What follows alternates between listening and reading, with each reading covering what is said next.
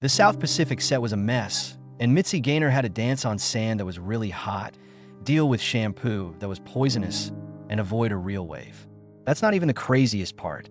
At age 92, she's finally telling the truth about the drama behind the scenes that no one knew about. She's talking about why Elizabeth Taylor had a nervous breakdown and why the movie almost didn't happen. She is telling everything they try to hide today. Mitzi Gaynor was born on September 4th, 1931, in Chicago. Francesca Marlene de Sanyi von Gerber was her real name. It was a grand name that fit her Hungarian background. Her dad played music, and her mom danced. It wasn't a surprise that she liked being on stage since she had parents like that. As an only child, she grew up in a house full of music, movement, and drive. Her family moved around a lot during the Great Depression. After going to Elgin, Illinois, they went to Detroit, and finally to Los Angeles when she was 11. Everything changed after that last move. LA, it wasn't just another city. It was where the theater business was at its busiest. This was a place to be if you want to get big. Even though her real name had a lot of history, it wasn't quite right for Hollywood. 20th Century Fox told her to change it when she started to get recognized. It was too long and hard to understand Francesca Marlene de Sanyi von Gerber. Their goal was to come up with something catchy and simple to remember. She changed her name to Mitzi Gaynor. She was already making waves before Hollywood came calling. She started dancing lessons when she was 11. This isn't something you do for fun or after school. She meant what she said. By the age of 13, she was already performing on stages for real. She lied about her age and said she was 16 to get a part in the Los Angeles Civic Light Opera Company. It worked. She got a part in Song Without Words, which showed that she wasn't just talented, but also driven. That was just the start. Soon, she was on stage as Roberta, the future teller. And Marietta was bad. It wasn't just a show. They taught me things. People watch her learn how to keep their attention, move with ease, and sing and dance together without any problems. She got stronger, smarter, and more ready for what was next with each show. But she wasn't quite as smooth the first time she went on stage. She danced at a performance when she was 7 years old. Every step had been practiced and learned by heart. She forgot to go to the toilet before going on stage, though. In the middle of her performance, under the bright lights, something bad happened. She had an accident right there in front of everyone here. A lot of kids would have run off and not come back. Mitzi also ran off, but she didn't stay behind the scenes for long. She put on some makeup and wiped her tears away. Even though she was only 7, she knew that a little confidence could go a long way. Then she asked if she could go back on. Not only did they cheer for her talent, but also for being brave. She learned something important that night. Things that happen don't matter as much as how you deal with them. She was 9 years old when she went to the theater to watch Carmen Miranda speak. The music, everything about it was bigger than life. The colors, the excitement, everything. Mitzi just sat there dumbfounded. It wasn't enough for her to just watch. People would look at her the whole time whenever she was on stage. That night, she felt like something clicked. She was going to do more than just sing or dance. She was going to become famous. Mitzi Gaynor was already singing with the Los Angeles Civic Light Opera Company when she was 13 years old. An agent for 20th Century Fox saw her in Naughty Marietta and asked her to come in for an audition, which changed her life. She signed a 7-year deal when she was only 17. This was the start of Hollywood's golden age. They liked how she danced, how lively she was, and how she lit up a room, but they felt her name was Francesca Gerber. Didn't shine like a real Hollywood star. They wanted something catchy that people would remember. The name Gaynor made her think of the silent movie star Janet Gaynor, even though she already went by the nickname Mitzi. It was a name that made you feel both fancy and friendly. That's when Mitzi Gaynor was born, and soon her name was on theater signs all over the country. In 1950, she had her first movie part in the musical My Blue Heaven, which also starred Betty Grable and Dan Daly. She had a small part as a dancer, but as soon as she walked on screen, she stood out. By singing "Live Hard, Work Hard, Love Hard," she made people feel strong, and they paid attention. She wasn't just another act in the background. She had something unique. Fox also saw it. She had gone from supporting roles to lead roles by the time she was 19. This is pretty amazing in a business full of big-name stars. She became famous at the same time that Hollywood's golden age of musicals was coming to an end. In 1951's Golden Girl, she had her first big lead part. She played the lead role of Lotta Crabtree, who was a real star during the Gold Rush. There were comedic, dramatic, and very complicated singing numbers in the movie. The song Never, which was nominated for an Oscar, was even in it. Mitzi's energy was praised by critics, and people loved her. She was beautiful, interesting, and had a spark that made it hard to ignore her. Fox tried to get her more lead parts after that success. She played Emily in Stackerly in Bloodhounds of Broadway in 1952. Emily, and was a funny and sweet character. This movie let her show off her comedic skills while also letting her sing hit songs like Buy Low. Then came the I Don't Care Girl, 1953, in which she played Ava Tanch, a theater star who was known for her crazy shows. Mitzi gave it her all because it was a big part. The movie did well at the box office, making $1.25 million, which is more than $13 million today. Mitzi Gaynor had something unique. She was more than just skilled. She had a certain energy that made people remember her. Everyone could not ignore her, whether she was dancing across the screen or in a scene with Hollywood's biggest stars. Marilyn Monroe, Ethel Merman, and Donald O'Connor were all in There's No Business Like Show Business, which came out in 1954. Fox's first musical movie was shot in CinemaScope and deluxe color. It was a visual treat with amazing performances. Gaynor played Katie Donahue, a member of a theater family. As soon as she walked on the screen, she lit it up. That show with Ethel Merman, A Sailor's Not a Sailor Till a Sailor's Been Tattooed, was one of her best. It was lively, fun, and full of character. Gaynor always seemed to make things look easy. Many critics said she looked a lot like Marilyn Monroe, who had a seductive charm that drew attention in large numbers like a storm. But Gaynor had something else. Her aura was happy, warm, and interesting. She did more than dance. Every time she moved, she told a story. It wasn't easy making the movie behind the scenes. Monroe was often late to work, which made the cast and crew mad. But Gaynor later said Monroe worked hard to make every scene right, even though there were delays. The movie made $5 million at the box office, which means it was a financial success. It also showed that Gaynor could perform with Hollywood's biggest stars, which was more important. It was risky to leave 20th Century Fox, but it opened up new opportunities. In 1957, she was in 2 big films at Paramount Pictures. Each one showed a different side of her acting skills. Frank Sinatra's character, Joe E. Lewis, fell in love with her and played Martha Stewart. The movie was based on the true story of a singer who used to work in nightclubs and then became a comedian. Her life was full of sadness. Sinatra gave one of his most moving performances, and Gaynor made the scenes with him more pleasant. Their relationship felt real, which made the movie's most touching scenes even stronger, all the way through, which added to the movie's lasting effect. She played a lighter part in Less Girls, Gene Kelly's last MGM show, that same year. In a court case, the story was about 3 dancers who each gave their own account of what happened. Gaynor played Joy Henderson, a part that let her joke around and dance with Kelly. A funny song with a biker theme was one of their best parts. A surprise scene that showed she could keep up with Kelly's quick timing and dance moves. In Hollywood in the 1950s, there was a lot of competition for big parts. But the search for the perfect Nellie Furbush in the movie version of South Pacific was the toughest. When she played the part on Broadway, Mary Martin made it memorable. She won a Tony Award for her performance that no one else could beat. The musical was ready to be made into a movie, but Martin was already in her 40s. The studio thought she was too old to play a young nurse in the Navy. The search for a new Nellie then began. A lot of the big stars of the time wanted the part. Elizabeth Taylor was one of these people. She was pretty and good on TV, but there was one problem. She could not sing or dance. However, she still tried out, but her fears got the best of her. Rich Rodgers, the famous composer of South Pacific, didn't like it. He turned her down right away. Doris Day was also in the running. Even though she was a great singer, the directors didn't think she had the natural energy to play Nellie. 2 of Hollywood's biggest names dropped out of the running, and Mitzi Gaynor, who wasn't supposed to, stepped into the spotlight. No one knew who Gaynor was as an actor. She had been in shows like Anything Goes and Less Girls before, but Taylor O'Day was a bigger star.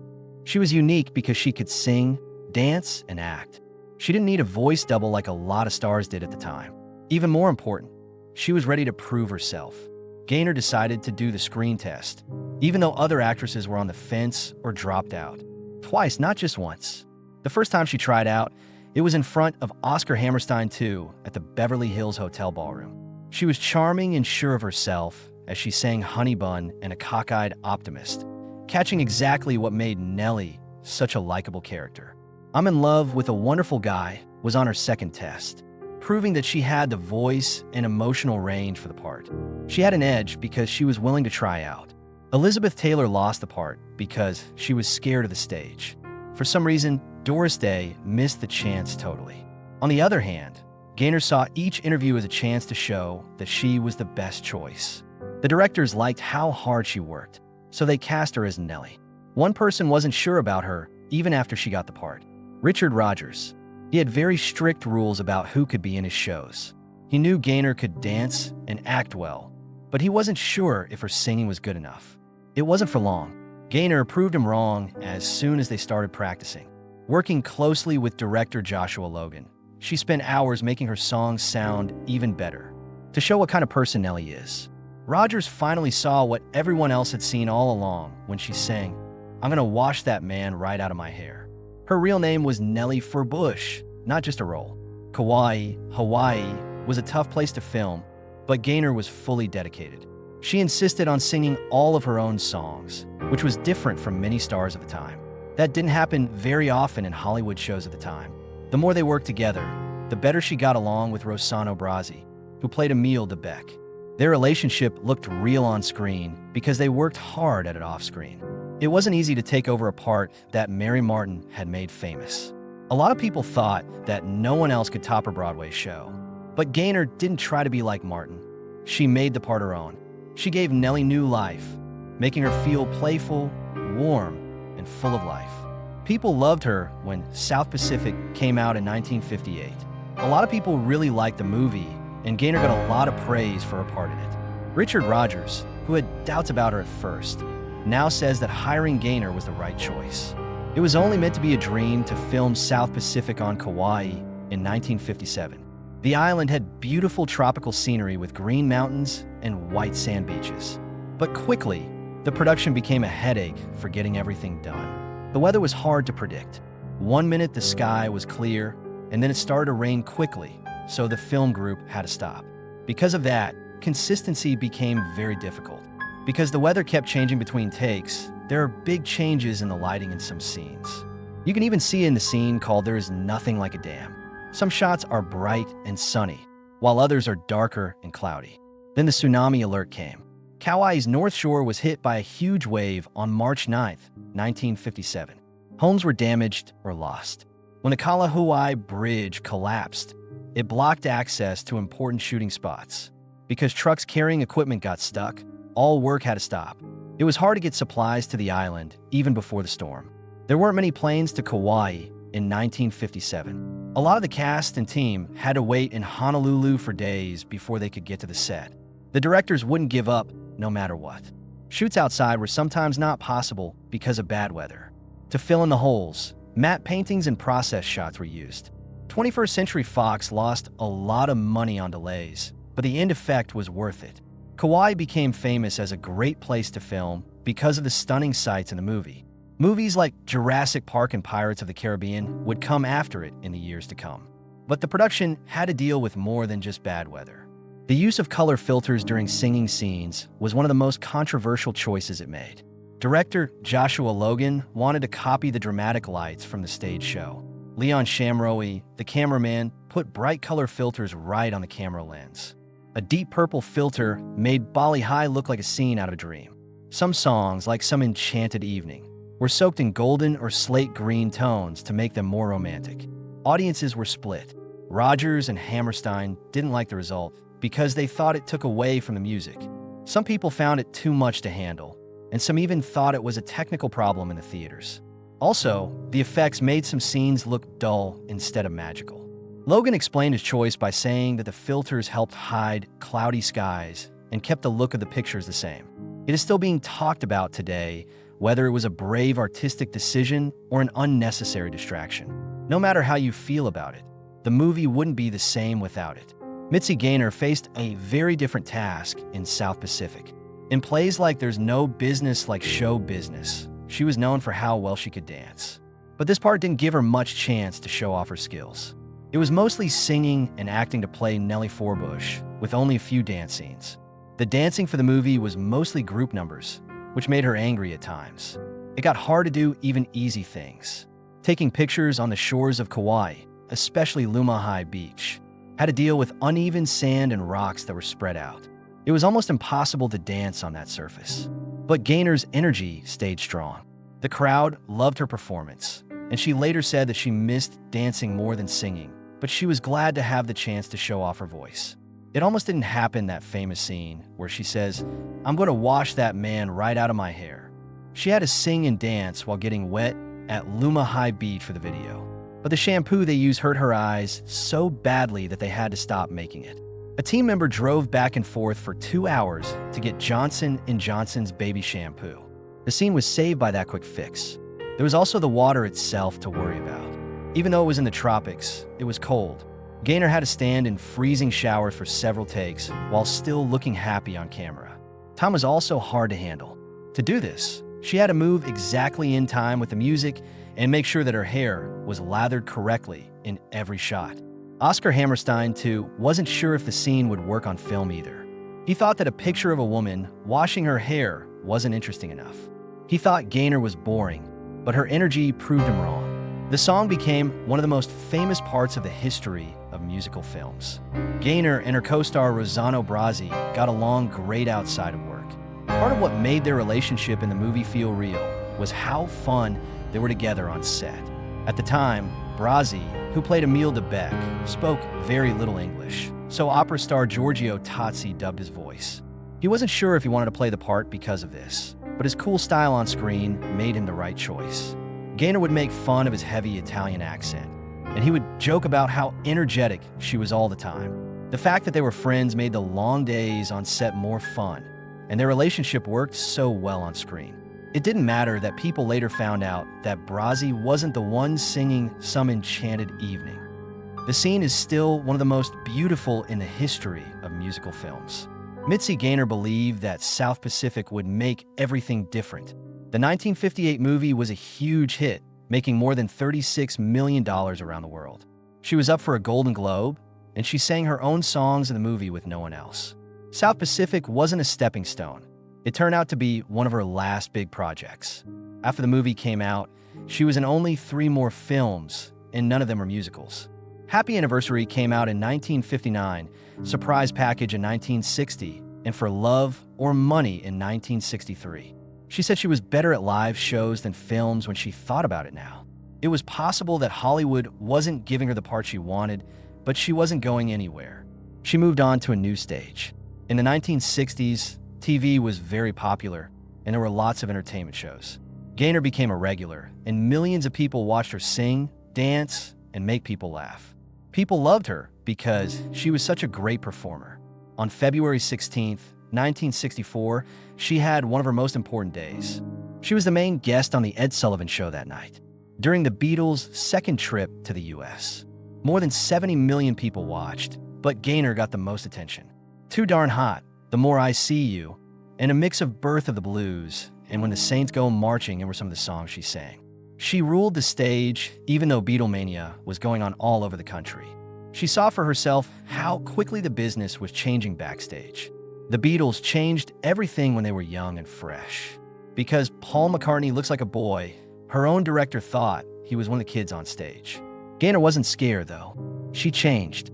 She started having her own TV shows where she mixed dance, music, and comedy in a way that was fresh and fun. A lot of people really liked these shows, getting nominated for Emmys and showing that she could do well in any setting. After that, she did something even worse. She was one of the best performers in Las Vegas by the late 1960s. Her act in the club was different from everything else. She did shows at the Flamingo and the Riviera and got paid $45,000 a week. That amount was unheard of, but Gaynor put on a show that was worth every penny. Beautiful. The famous designer Bob Mackie made her beautiful outfits, which became a part of her signature style. Her shows were praised by critics as perfect and heartbreaking. Life magazine said it best. She started at the top and went up even more. She made history in 1970. Star Entertainer of the Year in Las Vegas went to her. She was the first woman to win this award. She had already done well in films and on TV, and now she was on the biggest live stage in America. The movie business had moved on from musicals, but Gaynor had found new ways to shine. With a run of amazing specials in the 1960s and 1970s, Mitzi Gaynor made TV a place where everyone knew her name. That she was nominated for 16 Emmys across 9 shows showed she was more than just a movie star. No one else could sing, dance, or put on a show like she could.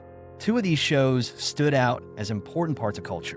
In 1974, the show Mitzi was a tribute to the American housewife. It was a fun look at family life that mixed humor with complicated musical numbers. Mitzi, tell me what's hot and what's not. Fun look at how styles changed through music and dance in 1978. She had a lot of success because she worked with Bob Mackie, a designer who knew how to make a talent stand out. Mackie made costumes that were just as stunning as the acts. He was known as the Sultan of Sequins. In 1966, he created her Las Vegas stage show, which was the first time they worked together. After that, he became an important part of her image. Over the years, making hundreds of beautiful outfits. His clothes were bright and bold, and they were covered in sequins and beads that shone in the lights. Each piece of clothing she wore was made to move with her, which made her dance performances even more amazing. He got an Emmy for his work on Mitzi, Roarin' in the 20s in 1976. After a year, he made some of his most striking drawings for Mitzi, Zings into Spring. They changed the way TV costumes were made and showed that fashion was more than just looking good. It might be an important part of the show. Even though Gaynor was very successful on TV, she never lost her love for live theater. She went back on stage in 1989 for a national tour of Anything Goes, where she played the lead part of Reno Sweeney. She was almost 60 years old, but she always had a lot of energy. People were not sure if she could still handle the demands of a big show, but she not only did it, she owned it. The tour began on September 12, 1989, at the Orange County Performing Arts Center and went to places across North America, such as Seattle, Toronto, and Nashville. The show showed that she still had the star power that made her popular in the first place. The crowds got up and cheered every night as she put on shows that stole the show. It wasn't just a comeback to the stage. That showed that real ability never goes away.